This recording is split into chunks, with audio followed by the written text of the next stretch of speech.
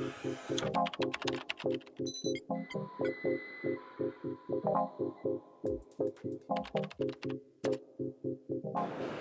everyone, we are live on YouTube in FIG 2016.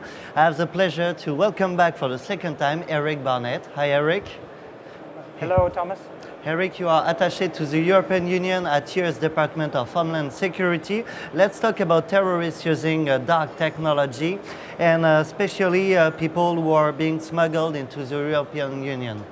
The smuggled individuals are being brought in by professional criminal organizations. These are transnational criminal organizations that have to communicate with the smuggled people, with the people who will move them through the borders or across borders, and ultimately they will use what we call dark technology. So these are apps, or maybe it's a phone that is not capable when law enforcement needs to of accessing the information, what the communications were. We are talking about apps such WhatsApp, Viber, and so on. They use almost all of them. They'll use several ones.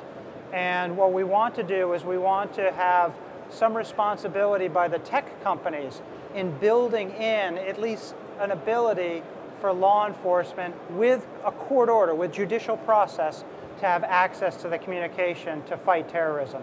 Do you have an estimated percentage of jihadists among migrants? It's probably very small. There's millions, obviously, of the migrants coming in, and it's probably a very small number that are these foreign terrorist fighters. The problem is when we find one, as we did on November 13th, we cannot work backwards to find who they were communicating with and who their conspirators are. Can you give us some example? So if you're going to be smuggled, you'll communicate with the smuggling network. That will almost always be through some type of technology that's going to be dark. And even if it's not dark, it's very difficult to work backwards for these companies only because they're not retaining the content very often.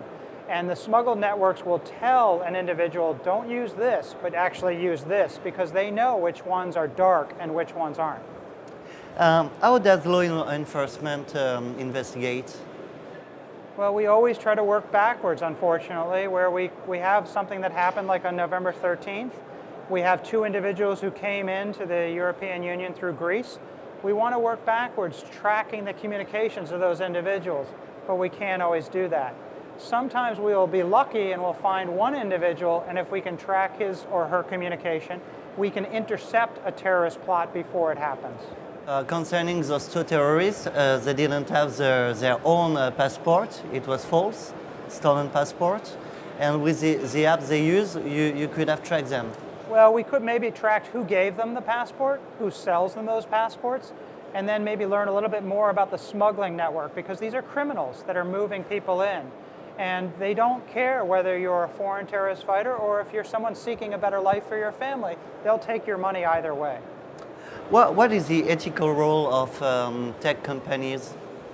We think the tech companies should try to work with law enforcement to at least make it possible, with a court order, with a judge's permission, to access the communication, access the phone, access the technology. I think a lot of companies don't want to do that because they see the consumer market as better if they can't do that. But that's not ethical. That's just considering what your potential profit is, and we think it should be a little bit different. And saying that, what can we do? Well, we want to work with them. We don't want access to their technology without a court order.